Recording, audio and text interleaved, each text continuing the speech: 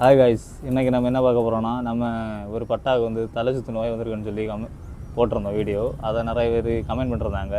அதில் ஒரு ஆள் ஃபஸ்ட்டாக கமெண்ட் பண்ணுறது என்னென்னா, சிவநங்கை பொடின்னு சொல்லிட்டு மூலிகை கடையில் வாங்க சொல்லியிருந்தாங்க. அதை நம்ம இப்போ வாங்கி நான் பிடிச்சி வச்சுருக்கோம். இதுதான் அந்த சிவநங்கை பொடி.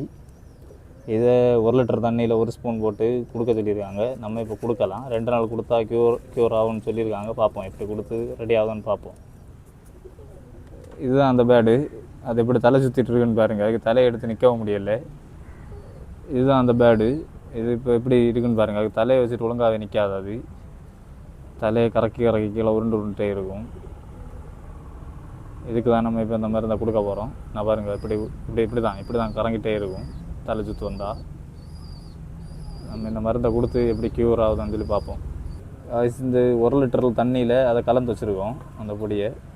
இப்போ இதில் ஊற்றி அதை கொடுக்கலாம்.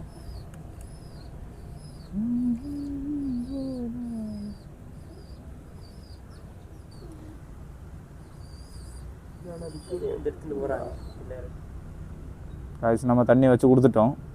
அது என்ன பண்ணுதுன்னு மட்டும் பாருங்கள். அது தலையை போட்டு சுற்றிட்டே இருக்குது. இதான் தலை சுற்று நோய்க்கு அறிகுறி. இதுதான் தண்ணி வச்சுருக்கோம். 2 நாளில் ரெடி ஆகும்னு சொல்லியிருக்காங்க. பார்ப்போம்.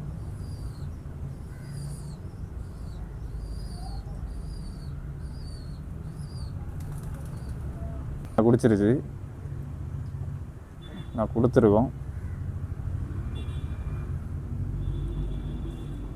2 நாள் விட்டு தொடர்ந்து கொடுத்து பார்ப்போம். க்யூர் ஆகுதான்னு சொல்லிட்டு பார்ப்போம். பார்த்துட்டு எப்படின்னு சொல்லி ரிசல்ட்டு சொல்லலாம். ஓகே காய்ஸ், இந்த வீடியோ உங்களுக்கு பிடிச்சிருந்தா லைக் பண்ணுங்கள், ஷேர் பண்ணுங்கள், மறக்காமல் சப்ஸ்கிரைப் பண்ணுங்கள்.